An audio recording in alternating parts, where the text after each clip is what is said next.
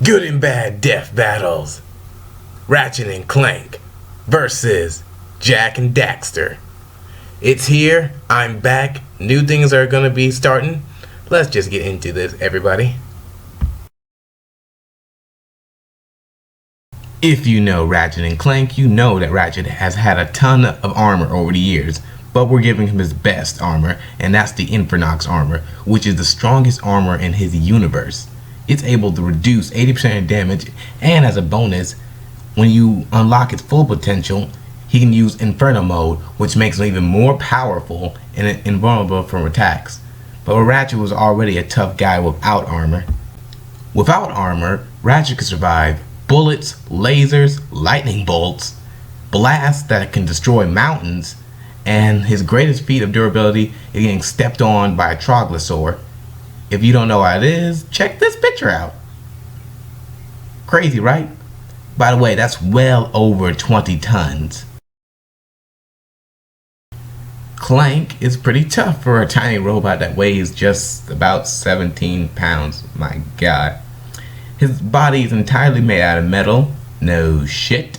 But it's not specified what it is. But since this is a video game and, logic is thrown out the window, it's probably stronger and lighter than titanium. Moving on. Jack's armor was his dad's, but he ended up losing it, but he obtained new armor on his new adventure. This armor was the Dark Sage's mail, which consists of arm guards, a shoulder plate, and a pair of shin and instep guards, which is used for close quarters combat. Daxter, yeah, he has no durability feats. Moving on again. The winner of the endurance round is Ratchet and Clank. Both easily outclass their opponents in durability. Clank does it to Daxter because 1, he's made of goddamn metal, and 2, he's made of goddamn metal. Ratchet in Jack's case is way different though. Without the armor, it seems that Ratchet is still tougher than Jack, and with the armor, that's just overkill. Okay, let me just get this out the way. Ratchet is really acrobatic, but let's face it, we prefer him and Clank together on this one. On speed, they can glide through the air with, well, tons of shit actually. The helipack, the jetpack, the levitator, and robo wings. And if they ever need to take the fight underwater, they also got the hydro pack. That's amazing, ladies and gentlemen. They're able to battle on 2 terrains, air and sea. I am terrible, aren't I? Okay, the same thing goes for Jack too. He's really acrobatic, but the way of transportation for Jack and Daxter is with the jet board. With the name implied, it is basically a skateboard, but jet version. It relies on compound speed, build-up, momentum, but besides that, it is kind of slow. It's just meant to go by here and there at a normal pacing speed. Faster than on foot though. The winner of speed goes to Ratchet and Clank. Not solely due to their ways of transportation being much faster, but just because they have more ways of doing it. And now we go to strength, everybody. Ratchet has the essentials. He's received training as a commando by Megacorp, which means he knows martial arts. He's also very strong. He's able to hold back a war grok with his bare hands. What is a war grok? It's this thing. Crazy, right? And he's also able to destroy a robot with a single punch. That's a cool ass picture, isn't it? Clank may look small and helpless, but he has his own fighting style that consists of powerful punches, chops, and heavy blows. This fighting style is known as Clank Fu. Jack is a bit of a versatile fighter. He can perform punches in midair, and on ground attacks, he goes all Chuck Norris and does spinning roundhouse kicks. Yes, Jack is a badass, remember that. Daxter, well, he's a very skilled combatant against people that are his size. There, that's something good about him. For the winners of strength, we got Ratchet and Clank. Yep, it seems that Ratchet is a tad stronger than Jack, and between Clank and Daxter, they are, well, actually Daxter is a bit bigger than Clank, but Clank knows how to fight, and he's actually quite tough. And I know what you're thinking in the comments. I know what you're thinking. We're not at that part yet. I know what you're thinking. Calm down. Don't rage. Don't immediately dislike the video now. Oh my god, here we are with this one. This, you don't know how much work I had to put in this. I mean, thank you for the person who told me what weapons they wanted for Ratchet, but oh my god.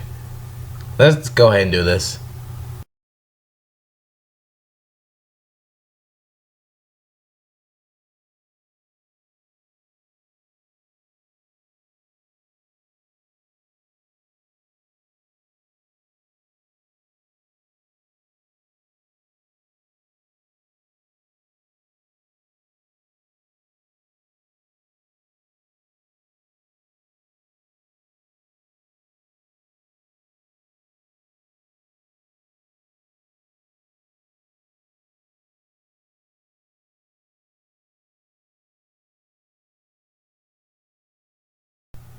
Why I didn't talk during the weapons round? Well, did you really want me to ramble on all about that shit? And plus, did you see how long that was? Nobody made any lewd comments. But the winner of our weapons round is Ratchet and Clank.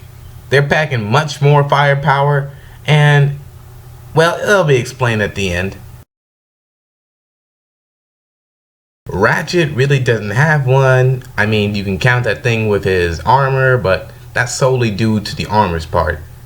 But let's go to little buddy Clank. He's gonna surprise the hell out of you guys.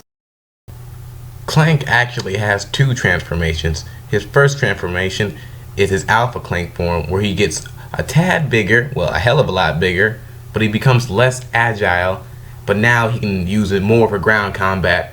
And forget Clank Fu, he now uses his mighty Fist of Justice. I'm not making this up. Damn you, Kung Fu Panda. His second transformation is Giant Clank, which he becomes a hulking behemoth. He can punch much harder. He's able to shoot a large amount of missiles, shoot energy blast, and he can also move at speeds faster than light. Jack has two transformations himself, and these two seem to balance each other out. His first transformation is Light Jack.